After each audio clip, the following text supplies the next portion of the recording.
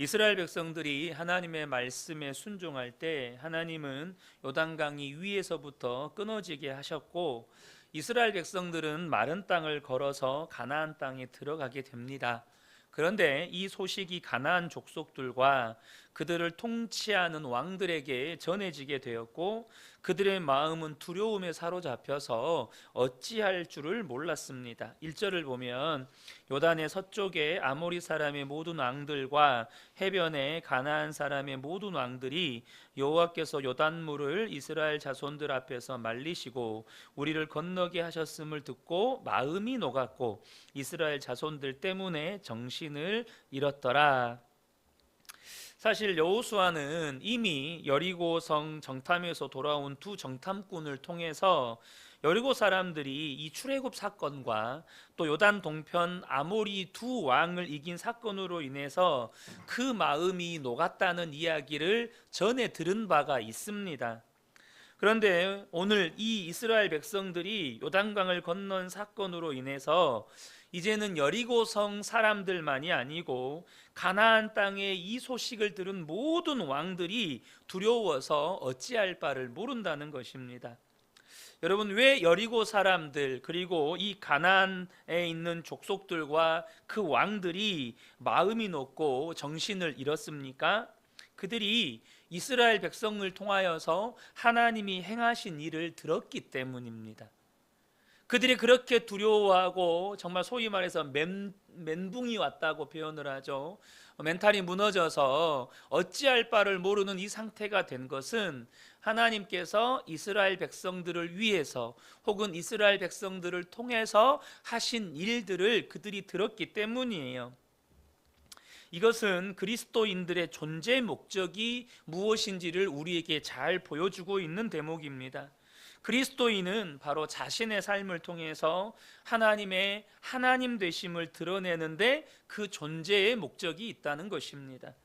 자신의 삶을 통해서 세상 사람들에게 십자가 복음을 들려주고 하나님이 행하신 일들을 보여주고 하나님 나라와 하나님 나라의 영광과 위엄을 세상 가운데 드러내며 살아가는 존재가 바로 그리스도인이라는 것입니다. 에베소서 1장 5절과 6절을 보면 그 기쁘신 뜻대로 우리를 예정하사 예수 그리스도로 말미암아 자기의 아들들이 되게 하셨으니 이는 그가 사랑하시는 자 안에서 우리에게 거저 주시는 바 그의 은혜의 영광을 찬송하게 하려는 것이라. 하나님의 은혜의 영광을 우리로 하여금 찬송하게 하시려고, 우리를 통하여서 그 하나님의 영광스러움을 드러내고 그것으로 말미암아 찬송 받으시려고 하나님께서 우리를 하나님의 자녀 삼으셨다는 것입니다. 여러분, 우리는요 세상 사람들과 존재의 목적, 세상을 살아가는 삶의 목적이 다릅니다. 세상 사람들은 무엇을 위해 삽니까? 끊임없이 자신을 증명하고 자신을 드러내기 위해서 살아갑니다. 우리가 보통 그것을 학교에서는 우리 학생들이 자아 실현 내지는 꿈을 이룬다 이런 표현들로 배우죠. 말 그대로 세상 사람들은 자아를 실현하기 위해서 이 세상을 살아요. 자신이 어떤 사람인지, 얼마나 괜찮은 사람인지, 얼마나 능력 있는 사람인지, 그것을 돈으로, 능력으로, 명성으로, 인기로, 학벌로 혹은 사회적인 업적으로 그것을 끊임없이 증명하기 위해서 인생을 살아갑니다. 쉽게 말하면 자기가 왕이 되기 위해서 살아가는 것입니다. 물론 이 시대는 왕정 시대가 아니기 때문에 제가 말하는 것은 물리적인 왕을 말하는 게 결코 아닙니다. 이것은 인간 속에 있는 타락한 본성의 핵심입니다. 내가 왕이 되고자 하는 마음, 내가 왕이 되고 싶은 마음. 창세기 3장 5절에 너희가 그것을 먹는 날에는 너희 눈이 밝아져 하나님과 같이 되어 선악을 알 줄을 하나님이 아심이니라. 여러분, 이 본성은 인간이 타락하기 전에도 가지고 있었던 인간의 본성이에요. 그러니까 무슨 말이냐면 마귀가 어떤 말로 하와를 유혹했느냐는 거예요. 네가 하나님이 되어라, 네가 왕이 되어라, 이 말이에요. 이것은 인간이 타락하기 전에도 가지고 있었던 인간의 본성이에요. 그러나 하나님과 관계가 친밀했던 아담과 하와 안에는 자기가 왕이 되고 싶은 마음이 없었어요. 하나님을 왕으로, 하나님을 하나님으로 섬기며 잘 살았어요. 그런데 마귀의 유혹에 넘어가서 자신의 본성대로 그렇게 자신이 왕이 되고 싶어서, 하나님처럼 되고 싶어서 마귀의 말을 따라 버렸던 것이죠. 그래서 여러분, 예수를 믿어도 깨어있지 않거나 혹은 성령 충만하지 않거나 혹은 예수를 잘못 믿으면 나도 모르게 이 본성에 이끌려 살게 됩니다. 다시 말하면 끊임없이 내가 왕 되기 위해 살아간다는 거예요. 나를 증명하기 위해서, 사람들에게 나의 존재 가치를 입증하기 위해서 살아간다는 것입니다. 우리는 이 모습을 성경 곳곳에서 이 인물들 속에서 발견하게 되는데, 그 대표적인 인물 중에 한 사람이 사울왕입니다. 사울왕이 하나님을 믿었던 사람입니다. 안 믿은 사람이 아니에요. 하나님을 믿었던 사람입니다. 그러나 그가 어느 순간 하나님과의 관계가 멀어졌습니다. 그리고 그에게서 나타나는 그 열매가 무엇입니까? 사무엘상 15장 12절에 보면 사무엘이 사울을 만나려고 아침에 일찍 일어났더니 어떤 사람이 사무엘에게 말하여 이르되 사울이 갈멜에 이르러 자기를 위하여 기념비를 세우고 발길을 돌려 길갈로 내려갔다 하는지라. 사울왕이 뭐 했어요? 아말렉과의 전쟁이 끝마치고, 물론 아말렉과의 전쟁도 하나님의 말씀에 불순종했지만 불순종한 이후에 사울왕의 행동이 뭐냐면 자신의 공적비를 세웠다는 거예요. 내가 이런 왕이다. 나는 이런 업적을 남긴 왕이다. 나는 마땅히 백성들에게 존경받아야만 하는 왕이다. 그렇게 자신을 입증하려 했다는 거예요. 30절에도 보면 사울이 이르되 내가 범죄하였을지라도 이제 청하옵나니. 여러분, 이 말씀 앞에 사울 왕이요, 이것을 보셔야 돼요. 얼마나 사울 왕이 자신을 이렇게 백성들과 장로들 앞에서 인정받고 싶은 욕망에 사로잡혀 있는지를 보셔야 돼요. 여러분, 이 말씀을 사무엘이 사울 왕에게 이 말씀을 한 시점은 하나님이 당신을 버렸습니다라고 말했던 시점이에요. 그렇게 무서운 말씀, 하나님이 당신을 버렸습니다라는 그 말씀을 듣고도 사울이 뭐라고 말하냐면 내 백성의 장로들 앞과 이스라엘 앞에서 나를 높여주십시오. 그러나 저러나 하나님이 버리든 어쩌든 간에 이 보는 사람들 앞에서 내가 왕이라는 거, 이 사람들 앞에서 나를 높여서 존경받게 해주시고 존중받게 해주십시오라고 청하고 있다는 거예요. 얼마나 무섭습니까? 여러분, 하나님의 말씀이 저와 여러분의 귀에, 마음에 들려지기를 축복합니다. 하나님의 말씀, 그것도 그 무서운 하나님이 당신을 버리셨습니다라는 그 말씀을 듣고도 사울왕이 이 말을 하고 있어요. 사울왕뿐만 아니라 이스라엘의 선한 왕 중에 하나였던 히스기야도 마찬가지입니다. 열왕기하 20장 12절 13절을 보면 그때에 발라단의 아들 바벨론의 왕 브로닥 발라단이 히스기야가 병들었다 함을 듣고 편지와 예물을 그에게 보낸지라. 히스기야가 사자들의 말을 듣고 자기의 보물고의 금은과 향품과 보배로운 기름과 그의 군기고와 창고의 모든 것을 사자들에게 보였는데 왕궁과 그의 나라 안에 있는 모든 것 중에 히스기야가 그에게 보이지 아니한 것이 없더라. 도대체 히스기야가 왕궁과 그의 나라 안에 있는 군기고와 창고와 또 하나님의 성전에 있는 것까지 다 보여줬던 이유가 무엇입니까? 내가 이만큼 위대한 왕이다. 내가 이만큼 위대한 왕이다 라고 하는 것을 바벨론의 사자들에게 자랑을 하고 싶은 거예요. 그것을 입증해 보이고 싶은 거예요. 이처럼 이것이 사람의 본성이고 예수를 믿어도 우리 속에서 끊임없이 올라오는 본성입니다. 나 능력 있는 사람이야. 나 꽤 괜찮은 사람이야. 나 당신한테 충분히 존중받아야 되는 사람이야. 난 당신한테 무시당해서는 안 되는 사람이야. 우리 안에서 이러한 내가 하나님 되고 싶은, 내가 왕 되고 싶은 본성이요, 끊임없이 올라온다는 것입니다. 나는 당신들이 인정해 줘야 되는 사람이라 이거예요. 그렇게 여러분 나를 증명하면, 그래서 세상에서 내 이름이 높아지고 사람들로부터 인정받고 높임을 받으면 세상을 이길 것 같지만, 여러분 사울 왕이 세상을 이겼습니까? 결국은 권력의 종이 되어서 얼마나 인생을 허비했으며 또 그의 인생을 얼마나 비참하게 마쳤습니까? 사울 왕 한 사람만 죽은 것이 아니라 한날에 그의 세 아들까지 다 죽게 됩니다. 아버지가 권력의 종이 돼버리니까, 아버지가 세상의 종이 돼버리니까 아버지 혼자 망한 게 아니고 한날에 그 아들들이 다 죽었습니다. 우리 아버지들 잘 들으셔야 됩니다. 아버지가 세상의 종이 되잖아요. 자녀들이 고스란히 그 피해를 받습니다. 아버지나 어머니가 재물의 종이 되고 사람들에게 인정받는 것의 종이 되고 세상 성공의 종이 되면 자녀들이 고스란히 피해를 받습니다. 히스기야 역시 그로 인해서 하나님께서 그가 보여주었던 모든 것을 바벨론으로 다 가져가시고, 심지어 그의 자녀들이 바벨론에 끌려가 바벨론의 환관이 되게 하시겠다고 했는데, 환관이 뭡니까? 거세 당하는 거잖아요. 히스기야가 누굽니까? 다윗의 후손이잖아요. 말 그대로 이스라엘의 메시아가 오시게 할 그 혈통들이 여러분 바벨론에 끌려가서 거세를 당하고 환관이 되게 하시겠다는데, 히스기야가 뭐라고 말합니까? 당신의 말이 옳습니다. 선지자를 향해서 그래요. 그러나 내 때에는 평안이 있을 겁니다. 나만 평안하면 됐지, 내 자손들 무슨 괜찮습니다. 그 정도는. 뭘 말하는 겁니까?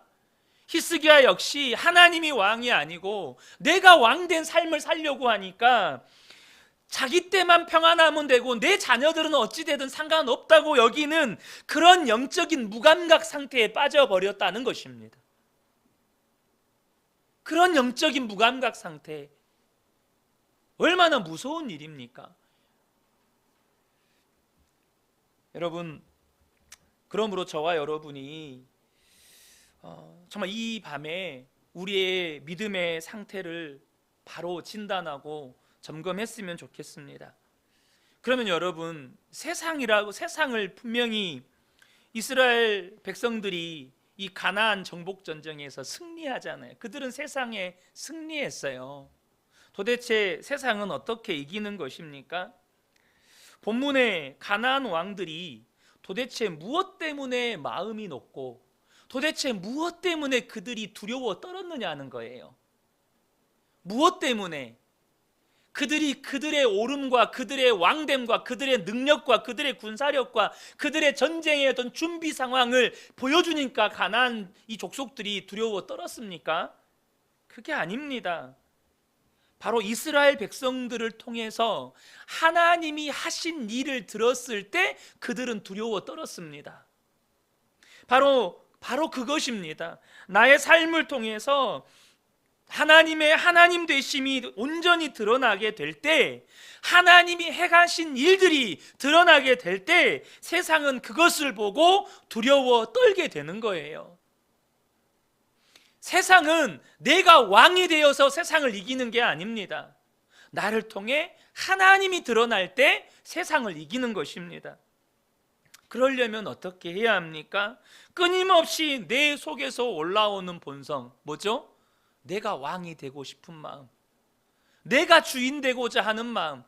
너무 어렵게 생각하지 마세요. 내 뜻대로 하고 싶은 마음, 내 생각대로, 내 계획대로, 내가 하고 싶은 대로 하고 싶은 그 마음, 바로 그 본성을 십자가에 못 박아야 한다는 겁니다. 여러분, 내 안에 있는 내가 죽어야 예수가 사십니다. 그래야 예수님이 왕이 되십니다.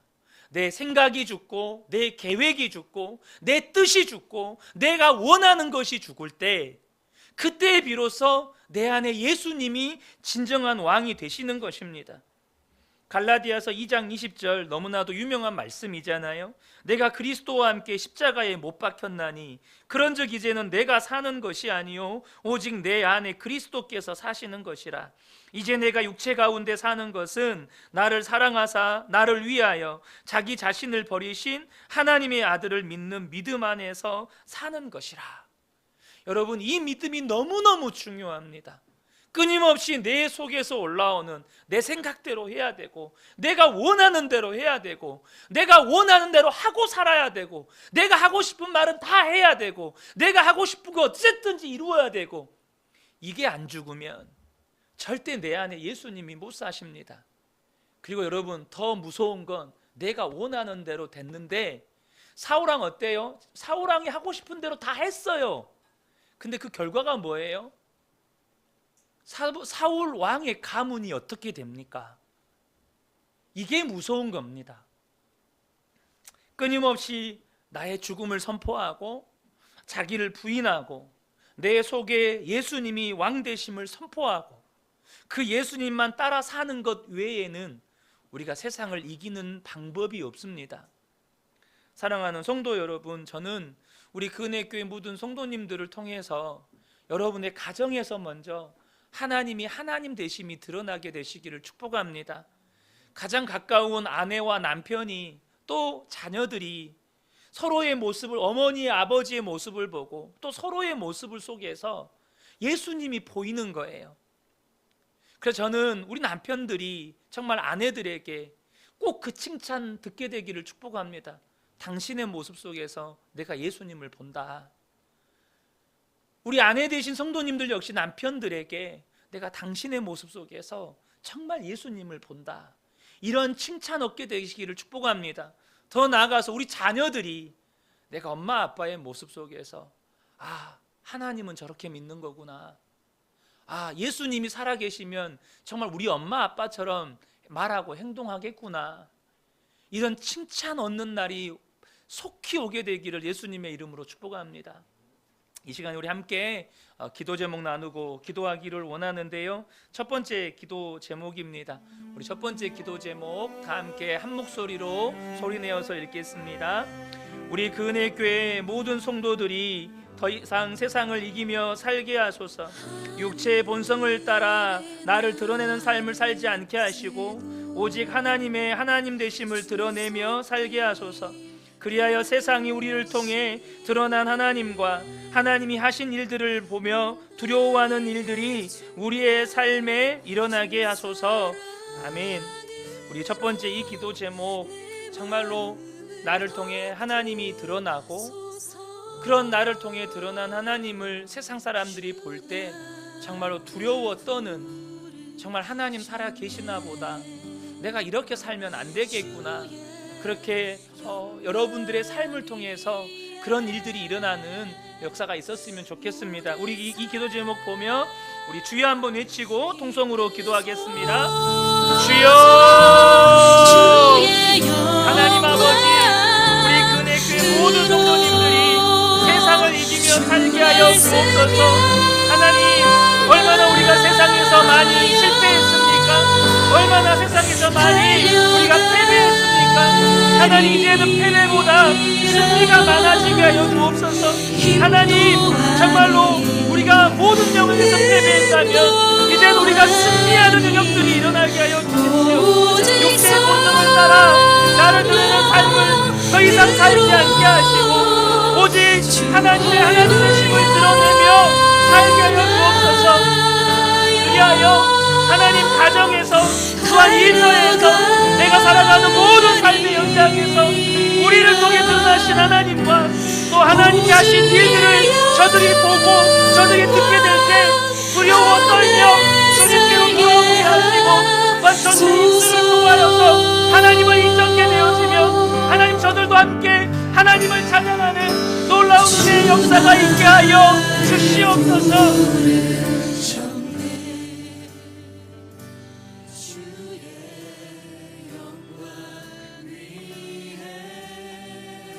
두 번째 기도 제목입니다. 우리 두 번째 기도 제목 한 목소리로 함께 읽겠습니다. 우리에게 성령 충만을 부어주시고 항상 깨어있게 하셔서 나 자신을 증명하고 내가 왕이 되려는 본성을 따르지 않게 하소서. 날마다 나를 십자가에 못 박고 나의 죽음을 선포하며 예수님이 내 안에 왕 되심을 선포하며 오직 예수님을 따라가는 삶을 살게 하소서. 여러분, 이 기도가 굉장히 추상적인 기도 제목일 수 있습니다. 너무 뜬구름 잡는 기도 제목일 수 있어요. 그러나 여러분, 저는 우리 모든 성도님들이 이것이 삶의 실제가 되는 은혜를 꼭 경험하셨으면 좋겠습니다. 너무 어려운 게 아니에요. 쉽게 말하면 이전 같았으면 분노했는데 내가 죽으니 분노가 안 되는 거예요. 이전 같았으면 절대 용서가 안 되는데 내가 죽으니 용서가 되는 거예요. 이전 같았으면 내 뜻대로 안 되면 막 화가 나고 막 참지를 못했는데 내 뜻대로 안 돼도 막 감사가 되는 거예요. 이게 실제입니다. 나의 죽음의 실제예요. 내가 죽은 사람은 내 뜻대로 안 돼도 감사가 되고 내 뜻대로 안 돼도 하나님이 찬양이 돼요. 왜요? 하나님 뜻이 이루어질 거니까.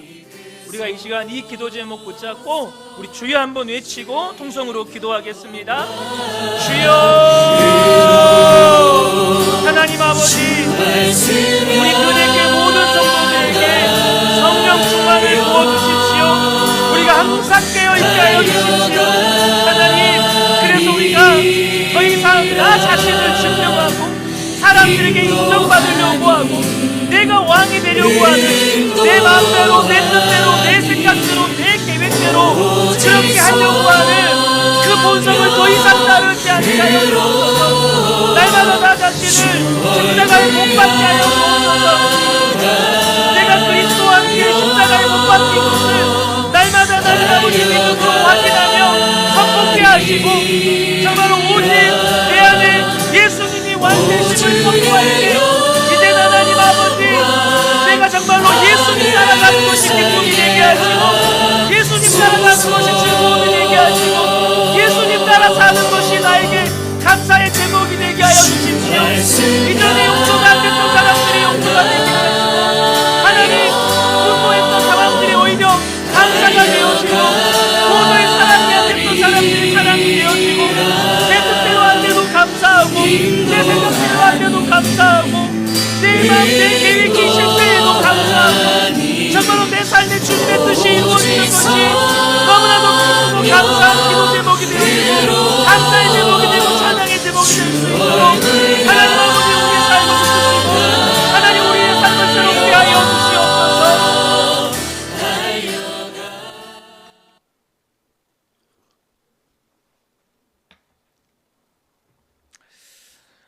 하나님은 이스라엘 백성들을 이끌고 가나안 땅에 들어간 여호수아에게 생각지도 못한 할례를 행하라고 명령하셨고 여호수아는 그 명령에 순종합니다. 2절과 3절을 보면 그때 여호와께서 여호수아에게 이르시되 너는 부싯돌로 칼을 만들어 이스라엘 자손들에게 다시 할례를 행하라 하시매 여호수아가 부싯돌로 칼을 만들어 할례산에서 이스라엘 자손들에게 할례를 행하니라.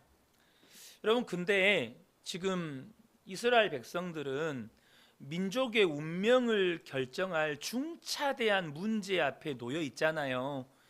이제 요단강을 건넜어요. 그리고 요단강은 뒤에서 흘러요. 앞에는 여리고성이 버티고 있어요.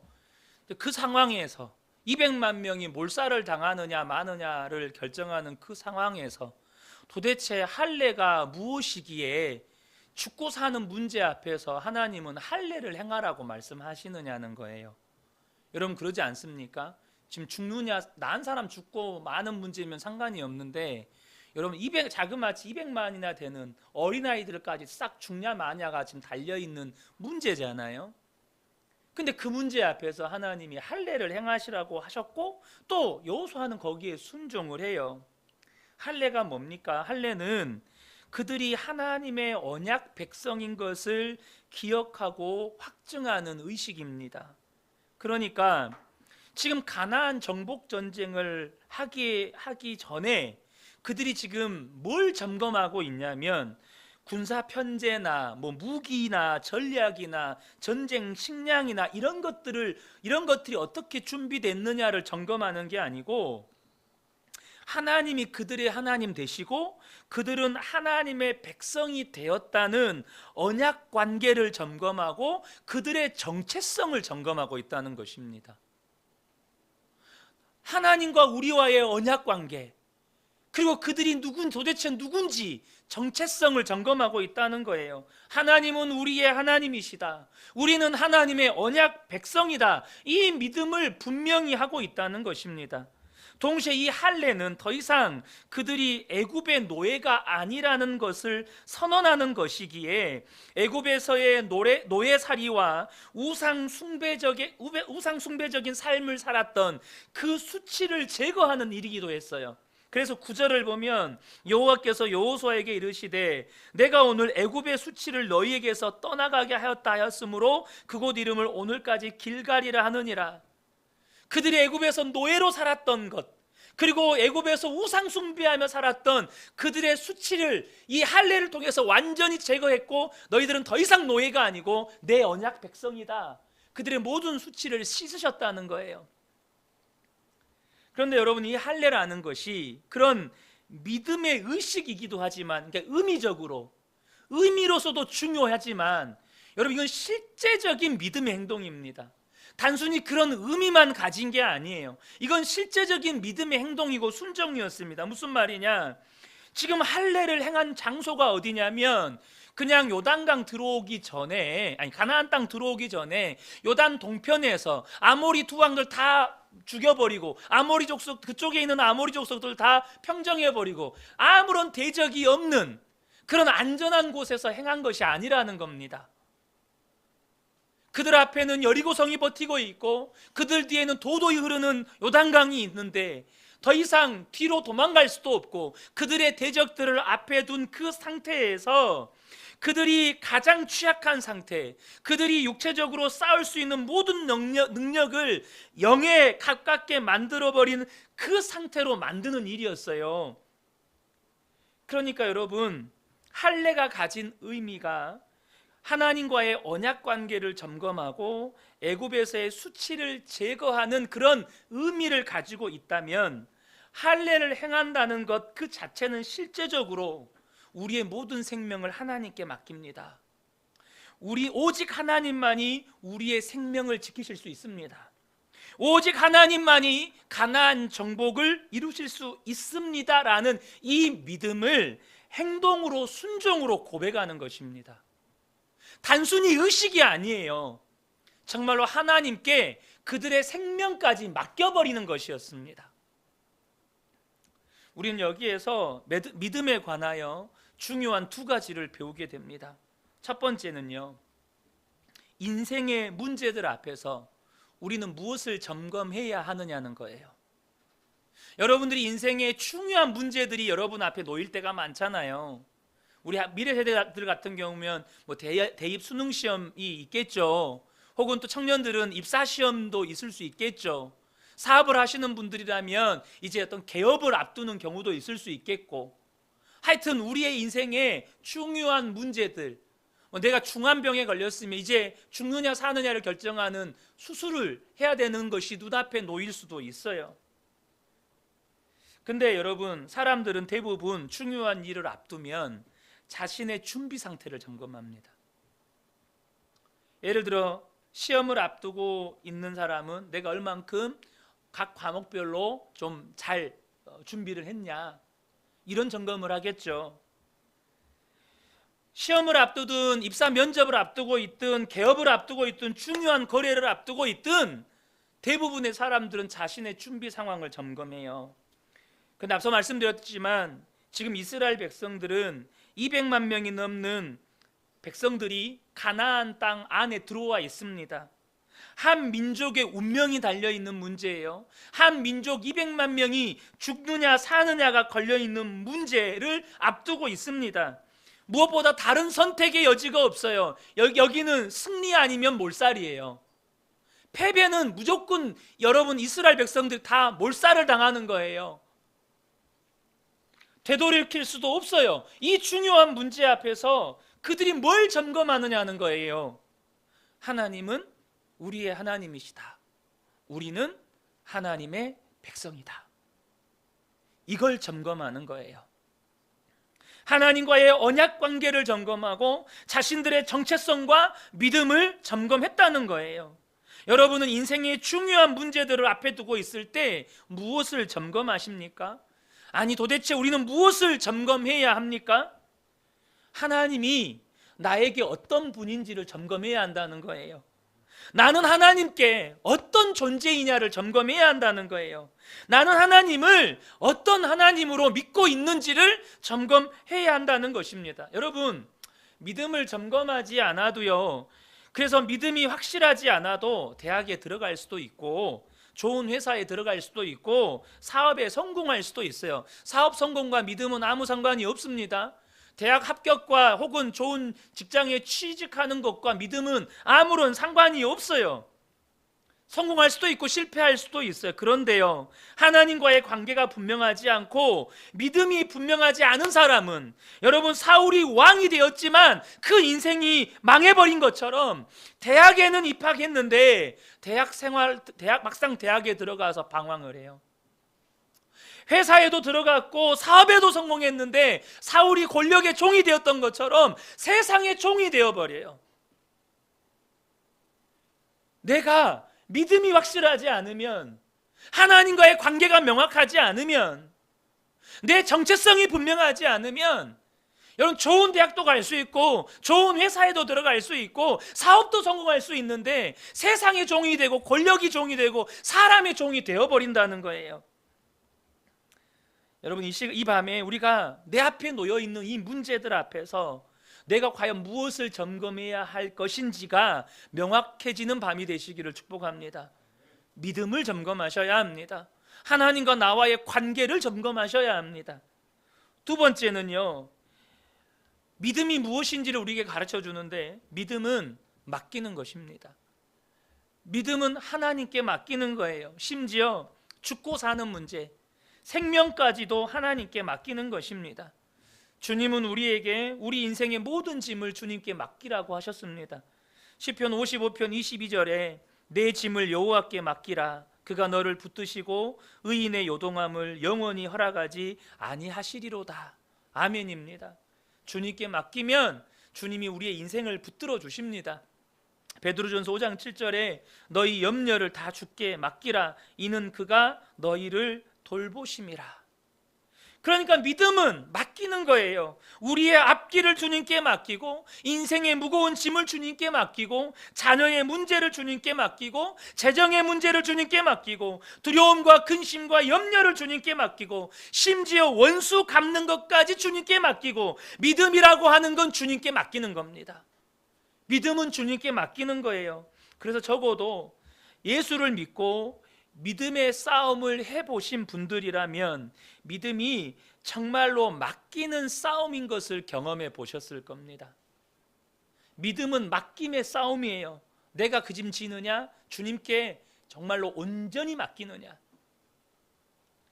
여러분은 지금 여러분 앞에 놓여있는 그 인생의 무거운 짐들을 주님께 온전히 맡기셨습니까? 주님께 맡기는 것이 왜 중요합니까? 그것이 믿음의 척도이기 때문입니다. 여러분, 믿음의 척도는요, 내가 얼마나 능력 있는지를 증명하는 게 아니에요. 어떤 의미로는요, 믿음의 척도는요, 내가 얼마나 무능력한지를 증명하는 것이에요. 왜죠? 모든 걸 주님께 맡기니까. 내가 해결하지 않고 주님께 맡기니까요. 그러니까 믿음은요, 철저하게 나는 무능한 사람이 되는 거예요. 그리고 주님께 다 맡기는 거예요. 저 역시 목사라면서도 아직도 제대로 주님께 맡기지 못하고 있는 저의 모습을 볼 때가 참 많습니다. 우리 성도님도 잘 아시겠지만 제가 하은이 건강 문제 앞에서, 물론 그 모든 과정들이 저의 믿음의 훈련 과정이었지만 때로는 너무너무 두려워했고 불안해했었는지 모릅니다. 주님께 온전히 맡기지를 못하니까 어느 순간은 불안이 저를 사로잡고 두려움이 저를 사로잡고 때로는 막 서글픔이 저를 사로잡는 거예요. 근데 저는 그때마다 또 주님 바라보기로 결단하고 또 나의 연약한 나 자신의 죽음을 선포하고 그렇게 주님을 바라보는 그 과정들을 지금도 계속해 가고 있습니다. 40년 광야 학교에서 믿음의 훈련을 끝낸 이스라엘 백성들은요, 너무너무 그 믿음이 멋진 거예요. 죽고 사는 문제까지 주님께 맡겨버리니까 할례를 행하라고 했을 때 이 성경에 백성 중 어느 한 사람도 아니 여기서 어떻게 할례를 하냐, 우리 보고 죽으라는 말이냐, 이게 말이 되냐, 차라리 요단강을 건너기 전에 저쪽 모압 평지에서 했으면 얼마나 좋냐, 생각이 있냐 없냐, 한마디 말이 없어요. 한마디 말이. 백성들 중에 한마디도 그런 말이 없어요. 방금 제가 한 말이요, 너무너무 상식적인 말이거든요. 너무나도 그럴듯한 말이거든요. 근데 그런 말을 하는 백성들이 한 명도 없고 다 아멘하고 순종하는 거예요. 뭘 말하는 겁니까? 우리는 죽음도 삶도 주님께 맡기자. 우리가 광야 40년 동안 경험해보지 않았냐? 주님께 맡기면 산다. 주님께 맡기는 게 사는 방법이다. 온 백성들 안에 그런 믿음의 분위기가 있는 거예요.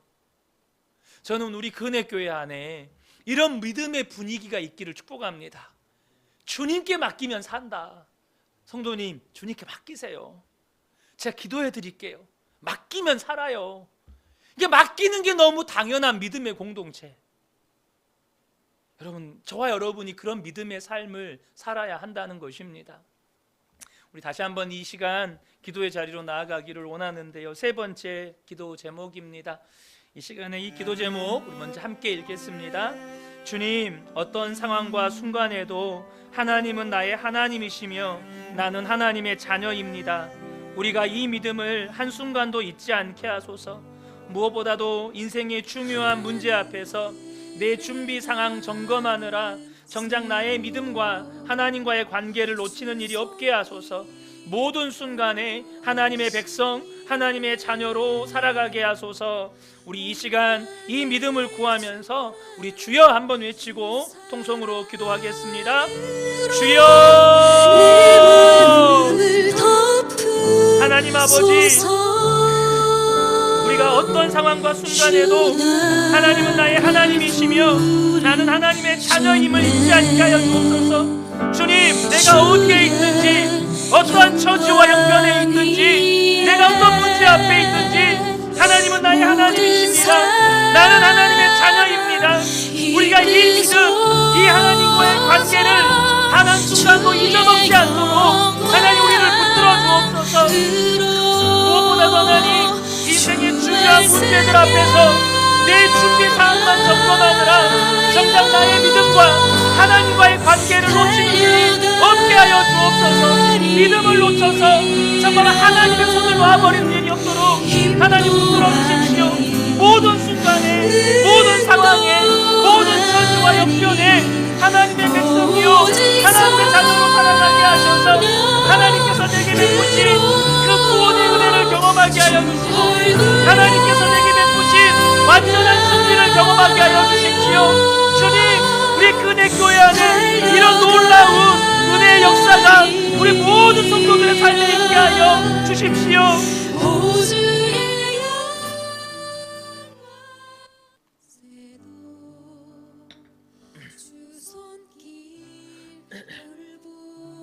네 번째 기도 제목입니다. 우리 네 번째 기도 제목 우리 한 목소리로 읽으시겠습니다. 그렇게 오랫동안 예수를 믿고도 아직도 우리의 삶의 짐들을 주님께 온전히 맡기지 못하는 불신앙을 용서하여 주소서. 지금 우리 앞에 놓여있는 문제, 앞길, 자녀, 건강, 인간관계, 두려움과 염려 등 모든 짐을 주님께 온전히 맡길 수 있도록 우리에게 믿음을 더하여 주소서. 이제는 주님께 온전히 맡겨지는 삶을 살게 하소서. 여러분, 이 시간 우리가 이 믿음 구했으면 좋겠습니다. 여기서 한 걸음 더 나아가서 우리 교회가 정말 그런 믿음의 공동체가 되었으면 좋겠습니다.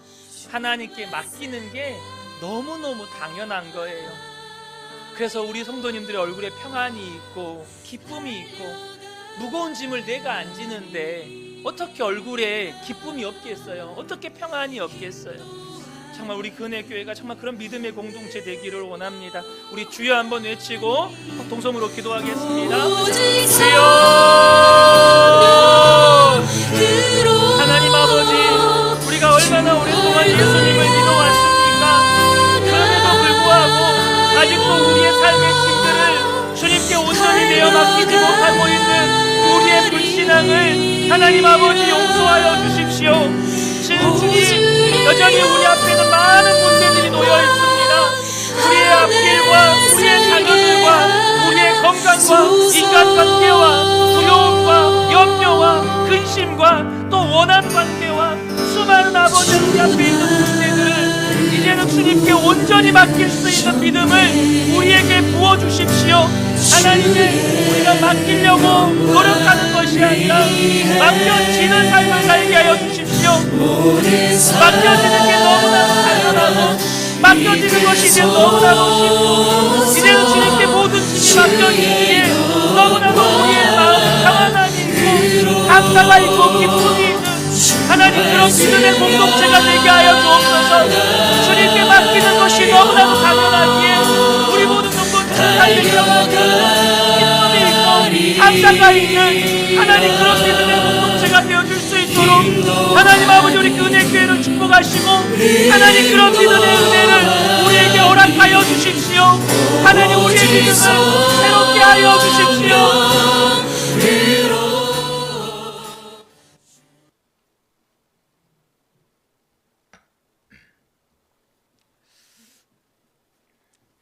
하나님께서 이렇게 이스라엘 백성들에게 할례를 행하게 하신 후에 이제 유월절을 지키게 하십니다. 10절을 보면 또 이스라엘 자손들이 길갈에 진쳤고 그달 14일 저녁에는 여리고 평지에서 유월절을 지켰으며 이 유월절 또한 하나님께서 죽음의 천사로 애굽을 치실 때 애굽의 장자들을 치실 때 어린 양의 핏값으로 죽음의 천사가 넘어간 그 구원의 날을 기념하며 지키는 것입니다. 그런데 여기서 중요한 사건이 하나 일어나게 됩니다. 그것은 뭐냐 하면 유월절이 지나고 이틀 후에 그 땅의 소산물을 먹자 곧 하늘에서 만나가 내리는 것이 그쳤다는 것입니다. 11절 12절입니다. 유월절 이튿날에 그 땅의 소산물을 먹되 그날에 무교병과 볶은 곡식을 먹었더라.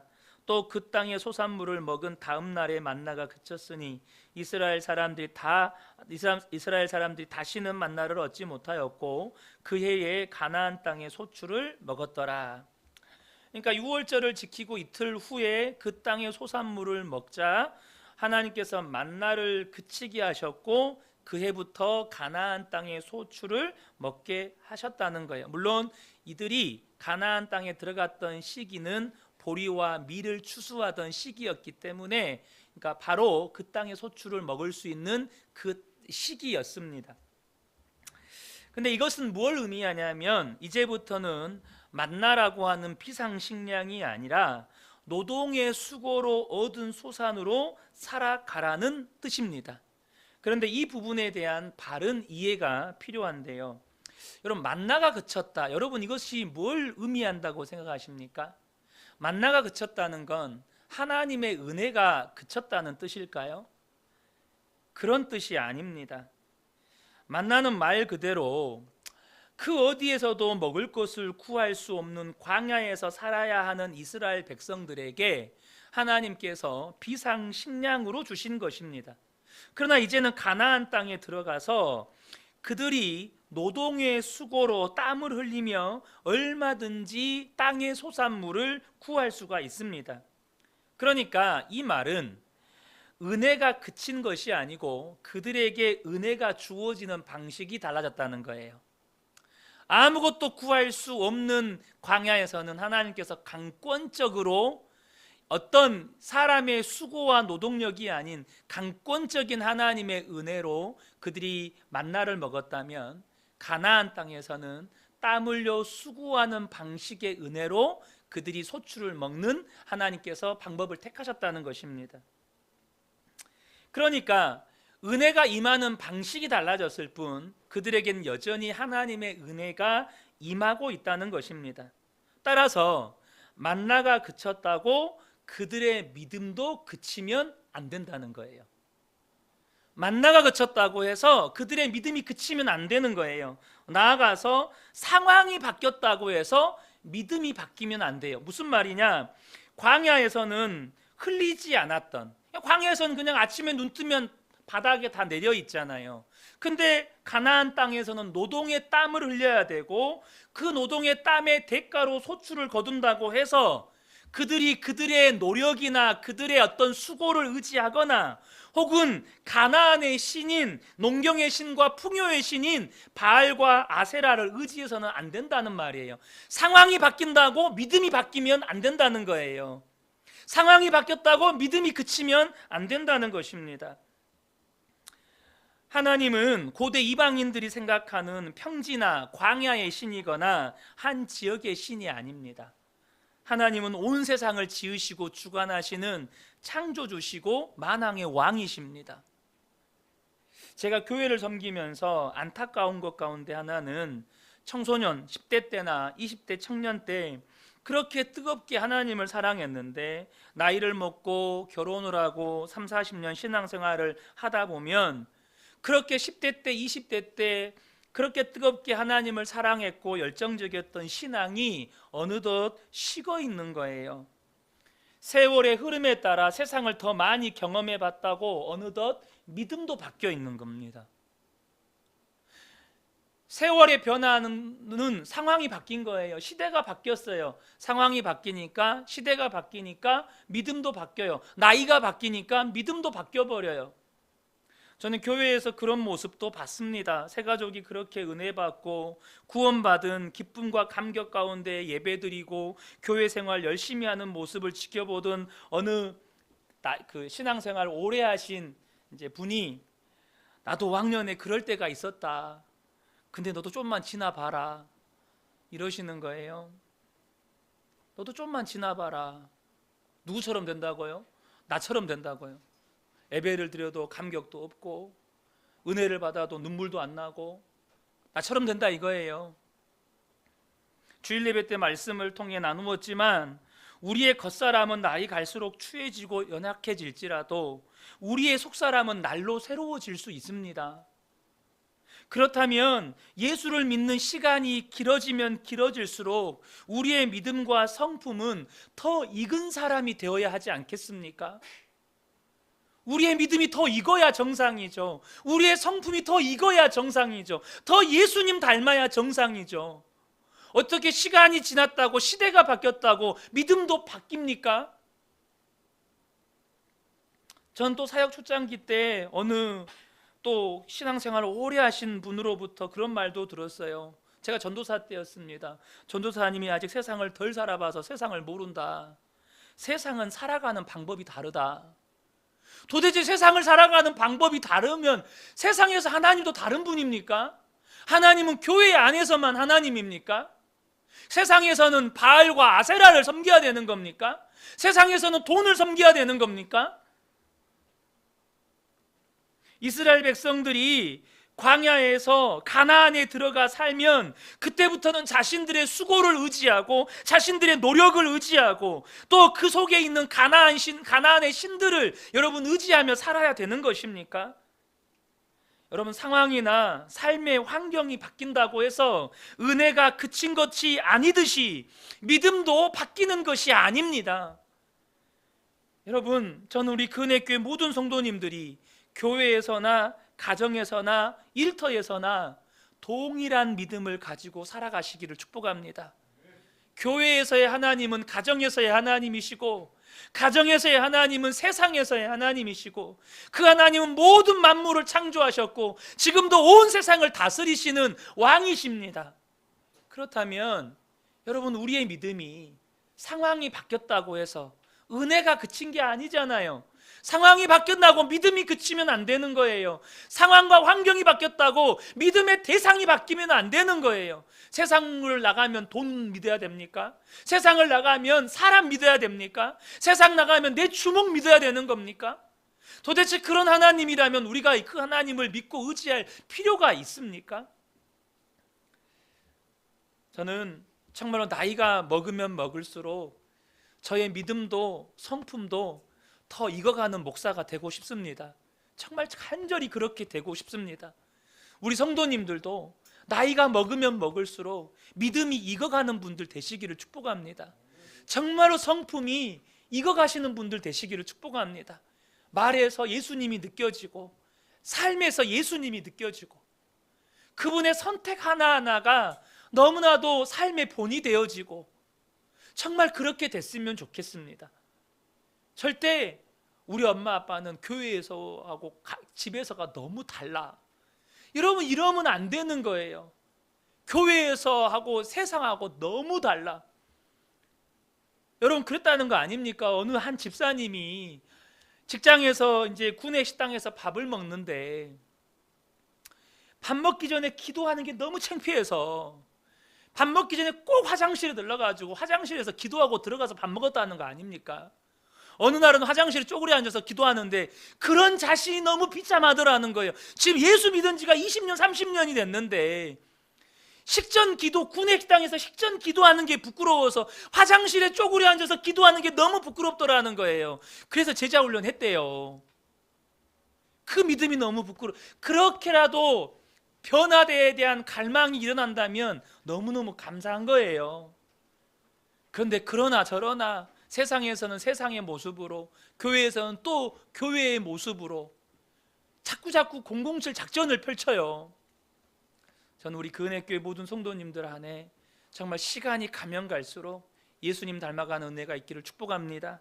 이 시간에 함께 우리 기도 제목 붙잡고 기도하기를 원합니다. 5번째 기도 제목인데요, 우리 이 시간 함께 이 기도 제목 한 목소리로 읽겠습니다. 상황이나 환경이 바뀌었다고 해서, 하나님께서 우리에게 은혜를 주시는 방식이 바뀌었다고 해서 우리의 믿음이 그치거나 우리의 믿음이 바뀌지 않게 하여 주옵소서. 하나님은 모든 순간, 모든 상황, 모든 곳에서 하나님이시니 교회에서도 가정에서도 일터에서도 오직 하나님을 신뢰하고 하나님을 의지하는 믿음으로 살아가게 하소서. 우리 5번째 기도 제목, 정말로 이 시대를 살아가는 그리스도인들에게 너무나도 필요한 기도 제목입니다. 우리 이 시간 주여 간절히 외치고 통성으로 기도하겠습니다. 주여! 하나님 아버지, 상황이나 환경이 바뀌었다고 해서, 또 하나님께서 우리에게 은혜를 주시는 방식이 바뀌었다고 해서 하나님, 우리의 믿음이 그치지 않게 하여 주십시오. 우리의 믿음의 대상이 바뀌지 않게 하여 주십시오. 교회에서의 모습과 하나님 아버지 가정에서의 모습과 또 일터에서의 모습이 너무나도 다른 이중적이고 삼중적인 그런 모습으로 더 이상 살지 않게 하여 주십시오. 하나님, 우리가 교회에 있든지 가정에 있든지 일터에 있든지 모든 순간, 모든 상황, 모든 곳에서 하나님은 나의 하나님이시니 그 하나님을 신뢰하고 하나님을 의지하는 믿음으로 살아가게 하여 주십시오.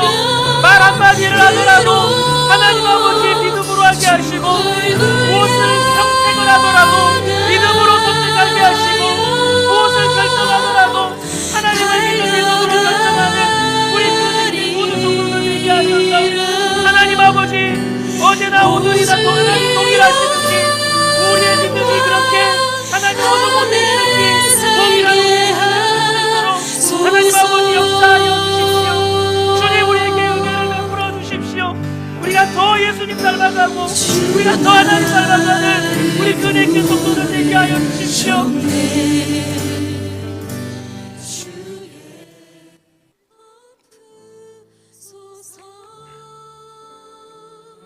우리 6번째 기도 제목입니다. 우리 6번째 기도 제목 함께 한 목소리로 읽겠습니다. 우리가 결코 전통과 관습과 경험에 묶인 종교인이 되지 않게 하소서. 신앙의 연수가 더해가면 더해갈수록 우리의 믿음과 성품도 익어가게 하소서. 더욱 예수님을 닮은 사람, 닮고 싶고 본받고 싶은 사람들이 되게 하소서. 그래서 많은 사람들이 나를 통하여 예수를 만나고 구원 얻게 하소서.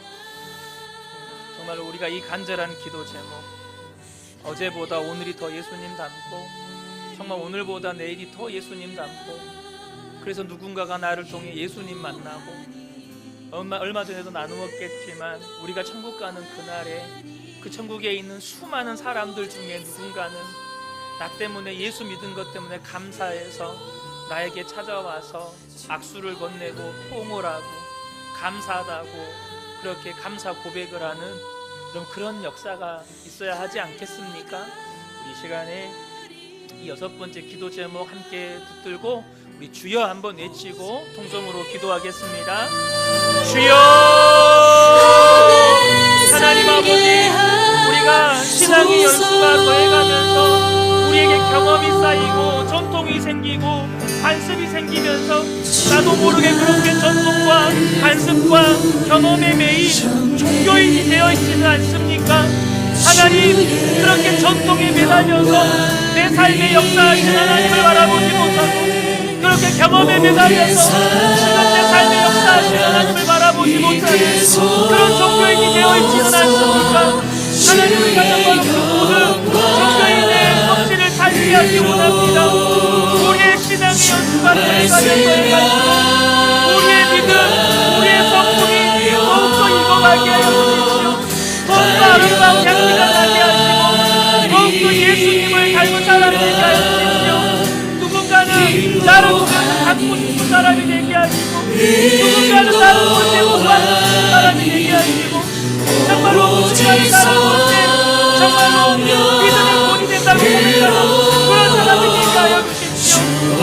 하나님 아버지, 많은 사람들이 나를 통하여서 예수님을 만나고 나를 통하여 예수님을 만나고 나를 통하여 예수님의 사랑을 경험하고 나를 통하여서 하나님 아버지의 구원을 경험하는 놀라운 구원의 역사가 우리 모든 성도들에게 임하게 하여 주십시오.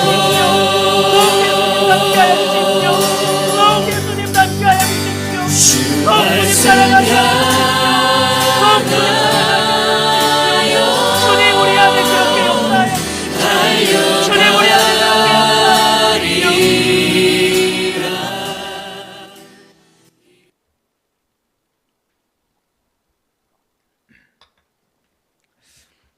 끝으로 7번째 열방을 향한 기도 제목인데요.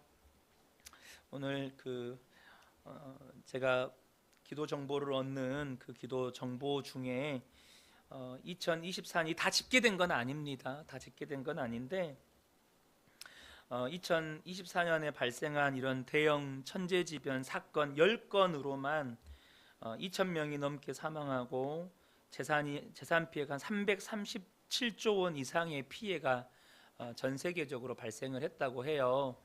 근데 이것은 작년에 여러분 그 여름에 그 북한에 홍수 나서 1,000명 이상이 죽었다는 사건 들으신 적 있으시죠? 그런 것은 아예 집계에 들어가지도 않은 것들입니다. 문제는 여러분, 하나님의 말씀처럼 마지막 때가 되면 될수록 이런 자연재해로 인한 피해의 규모는 점점 더 커질 거라는 것이죠. 인명피해가 됐든 재산 피해가 됐든 그 피해는 뭐 우리가 상상할 수 없을 만큼 커져가지 않을까 싶습니다. 이 시간에는 이러한 전 지구적인 상황을 놓고 우리가 함께 기도했으면 좋겠습니다. 이 시간에 함께 우리 7번 기도 제목 함께 읽으시겠습니다. 주님, 생명과 삶의 터전을 잃고 고통과 절망 중에 재건을 위해 고군분투하고 있는 영혼들에게 생명의 말씀을 들려주사 하나님을 알게 하옵소서. 또한 저들이 하나님을 자신의 도움으로 삼는 하늘 백성으로 거듭나게 하소서. 하나님의 사랑이 지구촌 곳곳에 흘러가 재건과 회복의 영광으로 가득한 열방이 되게 하옵소서. 이 시간 이 기도 제목, 지금도 전 세계의 어떤 자연재해로 피해 복구 가운데 있는 많은 지역들이 있는데 여러분들 이것들 놓고 우리 함께 기도했으면 좋겠습니다.